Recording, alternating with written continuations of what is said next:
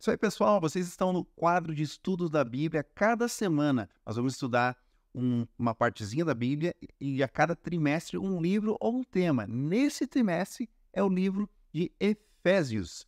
Nós vamos começar com a jornada de Paulo em Efésios e a cada semana, então, a gente vai entender um pouquinho desta epístola do apóstolo Paulo. Meu nome é Ismael Silva, eu sou bacharel e mestre em teologia e vai ser um prazer estar aqui com vocês e estar ajudando vocês a conhecer mais a palavra de Deus. Vamos lá, então. Então, são 14 semanas e a primeira semana é Paulo em Efésios. E aqui diz que como seguir a Jesus em tempos de tribulação. Então, esse realmente é o desafio, né? Nós vivemos num mundo cheio de problemas, políticas, ideologias, um mundo realmente atribulado. E como ser um seguidor fiel de Jesus? Sermos pessoas honestas ou pessoas boas de coração, manter a nossa pureza, a nossa santidade, servirmos e amarmos o próximo. Então, esse é o desafio que Paulo viveu em Éfeso e agora a gente vai aprender ao longo desta epístola, né, que aqui diz que, escrevendo da prisão, né, o apóstolo Paulo, as suas preocupações aos crentes em Éfeso, que ele achava que eles poderiam perder, né, a coração da sua fé. Então, esquecendo o excesso de atividades significa que os discípulos de Jesus, né, numa sociedade sofisticada, urbana e numa cultura pagã.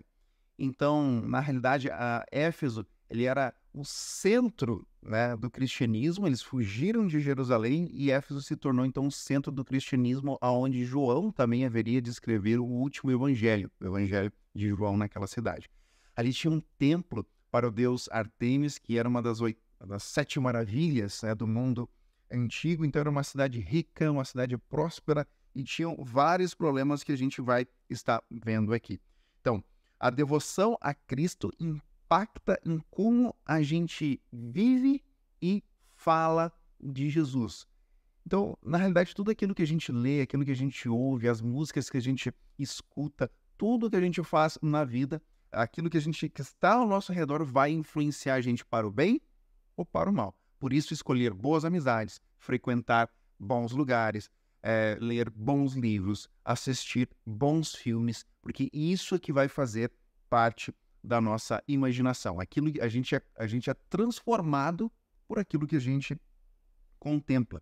Então, amar a Jesus significa respeitar os valores dos cristãos, né? Mesmo se eu fosse um ateu, ainda assim valeria a pena seguir os valores cristãos, porque os valores cristãos, os princípios que a gente aprende na palavra de Deus, nos colocariam em grande vantagem em relação a todas as outras pessoas que vivem a vida com promiscuidade, com vários problemas. Se a gente segue a palavra de Deus, a gente não vai cometer adultério, a gente vai conseguir construir uma família com filhos, com marido, esposa, eles felizes, e isso te dá estabilidade emocional, te dá a segurança de ter um lugar a que pertencer, e você vai conseguir produzir mais no seu trabalho e na sociedade, você tendo esse equilíbrio emocional. Você não roubando, você não fazendo fofoca, você se relacionando bem com as pessoas, porque por melhor que a gente seja dentro da nossa profissão, é o relacionamento com os outros que vai fazer com que a gente cresça e consiga se desenvolver em diversas áreas. Eu costumo usar o exemplo do Romário, que foi o melhor centroavante, o melhor finalizador, o goleador de todos os tempos.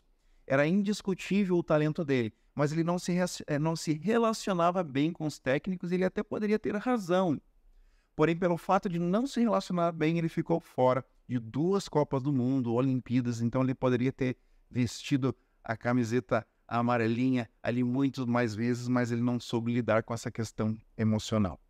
Então, a gente sendo seguidores de Cristo e usando esses valores, mesmo sendo ateu, mesmo se eu fosse ateu, ainda assim, isso me traria muitas bênçãos. Imagine para a gente que acredita em Deus, né? Então, Deus ele nos proporciona, através da sua palavra, estarmos à frente do nosso tempo.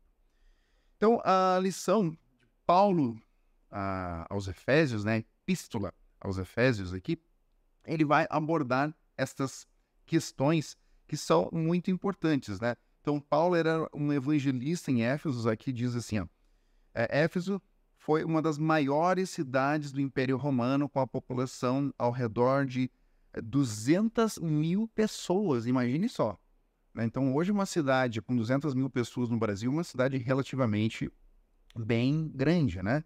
E imagina naquele tempo, né? Então, eles tinham toda uma estrutura de banheiros públicos, de anfiteatros, de bibliotecas, há 2.000 anos atrás, né? Que maravilha! E era dentro desse contexto que ele tinha que pregar o evangelho. E como eu já falei, Artemis, né? Então, era a deusa protetora.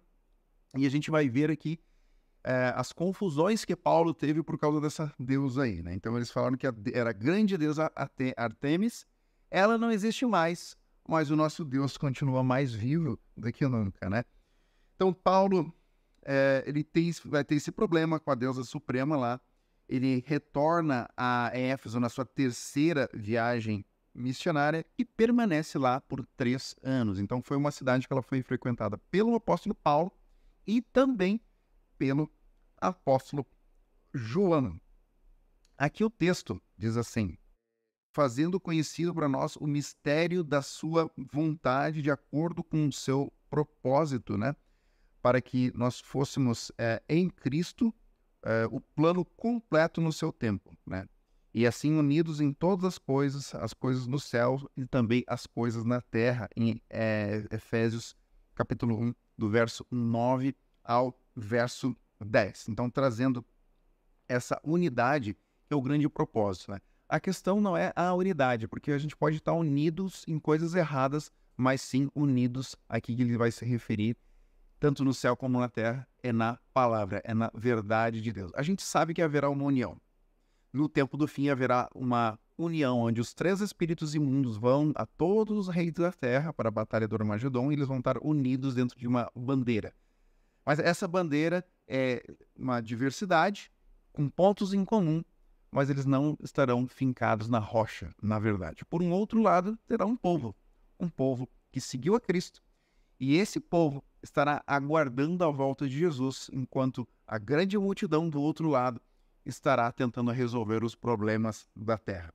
A nossa preocupação tem que estar aí para o céu, fazer o bem na terra dos viventes, mas com os nossos olhos lá nos céus. Bom, não demoraria muito, de fato, para Paulo enfrentar ali, encontrar confusões, né? Então, houve um tumulto ali no anfiteatro. Por quê? Porque Paulo estava pregando que o único Deus, o Deus verdadeiro, era o Senhor Jesus que foi ressuscitado. Ou seja, isso diminuía, então, a percepção, né, e a validade, né, da Artemis. Porém, Artemis, por ser um templo muito lindo, né, fazer parte das maravilhas do mundo, isso atraía o turismo e, consequentemente, dinheiro. Então, tinha toda uma economia por volta do templo e tinham artistas que eles faziam estátuas e desenvolviam vários artefatos ali para ser vendidos. E, obviamente, se você ataca Artemis e diz que aquilo ali não é válido e que só existe somente um Deus, as pessoas, ao aceitarem a Cristo, elas deixariam de viver aquele paganismo, consequentemente não comprariam mais as estátuas da deusa Artemis, não frequentariam aquele templo e aquele negócio ali quebraria. Então houve um tumulto que eles não quiseram aceitar o Deus de Paulo e ali eles estavam prestes a expulsar Paulo, os seus discípulos. Houve um grande tumulto ao redor disso aí e, de fato, depois Paulo haveria de ser definitivamente expulso daquela cidade. Então, alguns anos se passaram, Paulo partiu, o movimento dos cristãos em Éfeso cresceu e o número de igrejas se multiplicou. Mesmo Paulo enfrentando aquela tribulação, enfrentando aquela politicagem, valeu a pena, porque a semente do evangelho foi plantada. Muitas vezes é assim na sua vida, né? E na nossa vida. A gente tenta fazer o que é certo e, por fazer o que é certo, a gente acaba tendo que enfrentar ali a politicagem, a raiva daqueles pagãos, aquelas pessoas que querem fazer a coisa errada. Mas quando a gente faz a vontade de Deus, muitas vezes a gente não vai ver os frutos do nosso trabalho imediatamente. Mas certamente o evangelho foi plantado, Paulo deixou a cidade e as igrejas se multiplicaram. Hoje Artemis não existe mais, mas o Deus de Paulo continua mais vivo do que nunca. E a mensagem de Paulo era justamente focada na sabedoria em Cristo. Ele exaltava a Cristo e ele pregava Cristo aos gentis, assim como Cristo profetizou que o evangelho começaria por Jerusalém, pelas cidades vizinhas, e então alcançaria todo mundo. E de fato os apóstolos, eles pregaram o evangelho alcançou todos os cantos desta terra. E Paulo, dentro desse contexto, ele se intitula um prisioneiro de Cristo para os gentios. Ou seja, ele que tinha tudo, se fez nada para que através dele o evangelho chegasse às outras pessoas. Ele foi preso, ele foi apedrejado e ele conseguiu cumprir a vontade de Deus naquele local.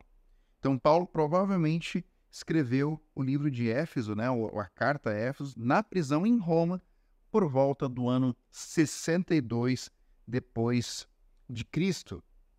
E aqui a gente vê que essa carta está repleta de uma mensagem centrada na pessoa de Jesus, né? Aqui a gente pode ver aqui as principais estratégias usadas para falar à igreja. Ele estava usando metáforas. 4 pontos aqui ele traz aqui, que a igreja é o corpo de Cristo, que a igreja é uma construção, um templo, que a igreja é a noiva e que a igreja é o exército de Cristo. Então, muitas pessoas dizem, mas a igreja não salva. De fato, a igreja não salva ninguém, mas aquele que te salvou quer que você pertença à igreja, porque a igreja é o corpo de Cristo. E a gente tem que fazer parte dela para esse movimento rumo a Canaã celestial. Então, alguns dos novos crentes, com as convicções, né, com essas novas convicções dessas mensagens que eles estavam recebendo de Cristo, eles pegaram todos os manuais, todos aqueles livros pagãos que eles tinham, aquelas estátuas que custavam muito dinheiro, pegaram, quebraram e destruíram tudo, porque agora eles estavam vivendo uma novidade de vida. E é assim que Deus quer para você e para mim. Então, nesse mundo atribulado, nós não podemos temer. A gente tem que se levantar pelo que é certo. Diante da tribulação, Deus estará conosco. Se a gente não ver os resultados do nosso trabalho agora, isso não importa, porque Deus vai fazer com que as sementes que a gente espalhe do evangelho e do amor de Deus vão frutificar no coração das pessoas. E a nossa missão é fazer a vontade dele e Deus estará conosco. Então, essa é a primeira lição das 14, e espero que você esteja comigo aqui na próxima semana.